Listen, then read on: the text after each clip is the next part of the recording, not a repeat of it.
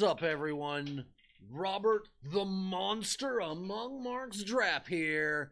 Today we're gonna be rolling up our sleeves to try and fix another problem, or maybe just discuss a bit more of the WWE here on my show. The Monster Among Marks fixes the WWE. And today's show, as voted on by you all kind folks that follow me on Twitter at Rob's Random Roms, I post the topic of the week, the two topics that I believe need to be talked about every week. And this week's choice that won out for first show to be broadcast, that is the pay-per-view schedule. Now, you see, I'm going to get the negative portion of this out of the way pretty quickly, and I think that it's actually because there's not a lot more anymore that is bad. Now, for those of you who don't know, we are currently in June of 2019, and we are 4 days out. 4. We have the go-home show tonight for Raw. We have the go-home show tomorrow night for SmackDown for the Super Showdown in Jeddah, Saudi Arabia, which I had come across. It's not going to be in Riyadh. It's going to be in Jeddah. That is going to be happening this Sunday. Now, as my cat attempts to get my attention, you are not going to save the WWE from this tongue lashing. There are only 11 shows left in the WWE pay-per-view calendar year, and that is including a show, both of the NXT TakeOvers, which I still need to watch. NXT TakeOver 25. I've been neglecting my NXT Wrestle Boys in favor of working, but again, we don't have that many shows left in the year. And one thing I will note is they did. I feel like they have every year one show that they don't really have a gimmick for, and that's kind of where the genesis of this idea came from. Is that I'm personally sick, and it's been said over multiple platforms by 1,000 different people who have way better instincts than I do, that the gimmick pay-per-views need to stop. They have the backlog. They have the back catalog of all of WWE. I'm sorry, not only WWE's past, but also WCW's old pay-per-view titles that they can draw from, and they have in the past, which is kind of what irritates me. They made Starrcade a flippin' house show, and they didn't even record it, from what if I remember correctly. Like, they didn't even bother to make it available to all of us who maybe wanted to watch that kind of thing. They have shows like Slamboree, The Great American Bash, Bash at the Beach, Fall Brawl, Halloween Havoc, which has a tainted name, but we can use it anyway. Super Brawl, whatever you want to tack on the end there. They also have things like King of the Ring. And In Your House, these old names they don't use anymore. When we get such new names on the next pay-per-view, for those of you who maybe don't know yet because they haven't run it into the fucking ground, is Stomping Grounds. This is coming to us June 23rd. From Tacoma, Washington. Then we have Extreme Rules, which is going to be taking place in Philadelphia. NXT TakeOver for SummerSlam is going to be coming to us from Toronto, where SummerSlam is going to take place the next night.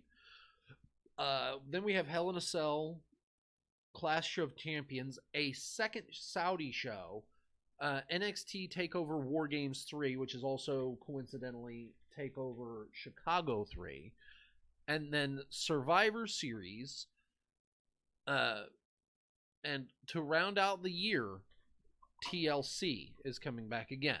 Now, having one show a year that basically doesn't have a gimmick attached to it, that not part of the big five, as my cat just saunters in, is not good enough for me. Because I'm not going to count the Saudi shows. The Saudi shows are what they are, and I don't hate them. I can't take them seriously because WWE doesn't take them seriously. Like, the only thing that has come out of the Saudi shows has been that Shane McMahon is now the best wrestler in the world. I mean, okay.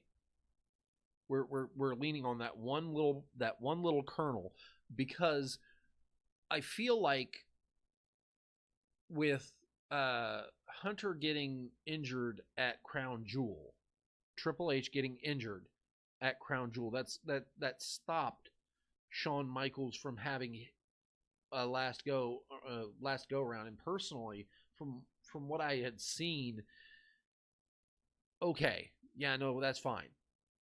I don't care. I love Shawn Michaels. He should have never stepped back in the ring, though. Maintain that lasting integrity, that lasting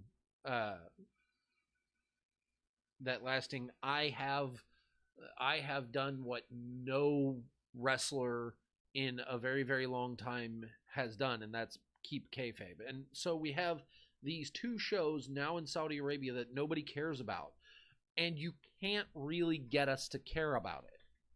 That's the unfortunate part. So how do we fix the pay-per-view problem?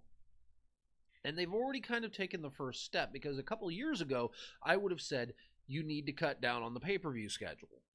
And they, in fact, have. And I'm very actually proud of that. I'm very glad for that. It definitely is something that I'm happy with. That they don't have now as many as they did. So, good. Perfect. Keep it going.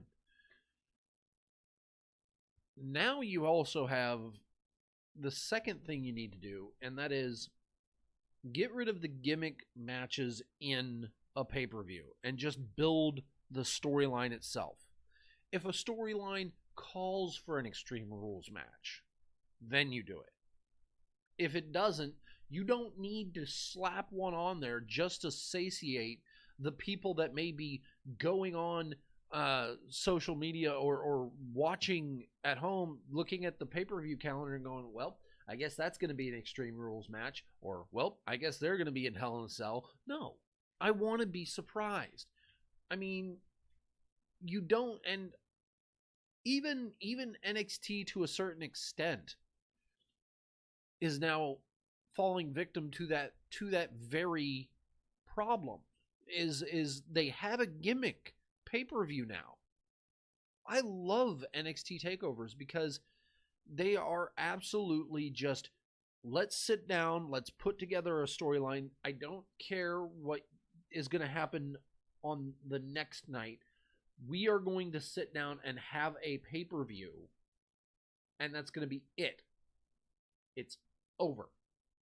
We didn't have to, contrivedly throw in an Iron Man match because the next one is going to be no, you just put it together, let the storyline speak for itself, and go on. Now, what can they do instead? Now, a lot of people absolutely, and I'm among that number, have advocated for bringing back King of the Ring, as they feel like having a King of the Ring will allow the company the opportunity to build superstars and propel them into the main event, and they absolutely should. They should also have a plan. Like SummerSlam, the big five, you're not going to change them. Fine, whatever. We don't need to have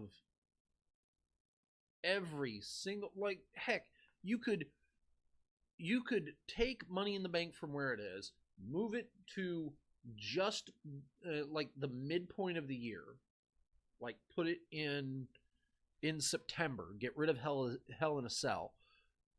Get rid of Hell in a Cell, make it Money in the Bank, and not even Money in the Bank. You just put it like Fall Brawl or Halloween Havoc. You just regrow that brand and turn it on its head to help those who are maybe struggling with a little bit of creative direction, or those who need to continue a storyline, and let the beginning of the year start off with King of the Ring. King of the Ring, number one contender for whatever title on whatever brand they happen to be on. I feel like that's simple. Now, the good part about this is, again, they have taken under consideration to chop down the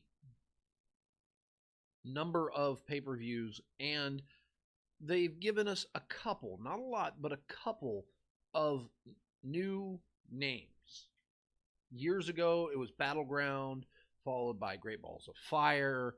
Now they have Stomping Grounds. I don't care. That's good. Please.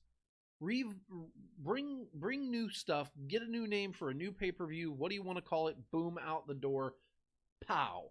There you are. Set it over something that used to be a gimmick. You don't have to keep doing gimmick matches. It's not a big deal, you know? Because by and large, I like the non-gimmick pay-per-view matches. Now, that's not to say you can't keep some of the gimmick pay-per-views like Extreme Rules, but it needs to make sense. And personally, if they went to let's keep with Extreme Rules here, which is July 14th. If they went into Extreme Rules and went, you know what? There's not really a feud that deserves the title or deserves a stipulation for Extreme Rules match. Hell, we just won't have one. Because that's always been a thing that bugged me. It's like, you shouldn't do things if it's not to that point yet. Like, feuds dragging on for months is a problem just of general booking. But now you have two guys actually gunning for Kofi Kingston on SmackDown. What about Seth Rollins? Who does Seth have? He has Brock Lesnar as Mr. Money in the Bank. Why don't we have an actual contender? Like, why hasn't somebody been able to step up and be that main event player that they should be allowed to be? And I think it's because they don't know what they want to do. So by having the King of the Ring tournament, you could actually fix that problem of, okay, well, hell, we need a months-long storyline that will last, and every week on Raw, you get one or two qualifying matches to progress a tournament along. And Vince doesn't like tournaments, but I kind of do. It's a set storyline. You can get guys interacting back and forth, kind of shooting little promos on each other, and get that interest in these characters and even build the characters that are there. Even if they lose, you would then know about that person on that brand. Like, we could learn about Mojo Rawley. We could learn about Jinder Mahal, where his character is currently at. Which, by the way, the 24/7 title, I didn't learn this until just before I came on here. The 24-hour title has changed hands now twice. Jinder Mahal won it, and then R-Truth won it back. That's beautiful. But I think it's stupid. I think the title's stupid. Get these guys, maybe have a gimmick. It makes sense. Like, oh no, yeah, no. Kofi, or rather Dolphin and Kevin Owens have been fighting back and forth for quite a little whiles. Maybe we should stick them in a cage match or in an extreme rules match. That makes sense. Because they've been feuding over who gets to fight Kofi. Let that happen. And not every pay-per-view needs a title defense. I will say that. But the champions need to be featured on their own. That's kind of why I'm a little bit on the fact that Finn Balor is currently Intercontinental Champion. I don't know if he's got a match with Andrade officially announced for Super Showdown, but I think that was a thing that was put across as happening. Why aren't we getting more storyline before a pay-per-view? We need that. But all in all, if I had to grade WWE on their current use of the pay-per-view calendar, I'd give them a C. They're not doing terrible, but they can be doing better, because I expect, as a fan, as the monster among marks, I expect them to do better because I've seen them do better. Their NXT brand shows that they have the ability to put together competent storylines, hold together amazing rivalries, and then turn around and capitalize on it. But again, I'm just a guy who sits here on the internet and I complain and I make noise into a microphone occasionally. But I want to know what you all think. If you're on YouTube, go ahead and leave me a like, comment, maybe subscribe and share. Hit the bell for the notifications. On Twitch, go on ahead and hit that big old heart follow button. Follow me on Twitter as well, at Rob's Random Roms, where I will be telling you on Saturdays and Sundays what I believe the next two topics for the Monster Among Marks Fixes WWE. And don't be afraid to hit me up with what you would like to see me talk about next. And I will see you all next time.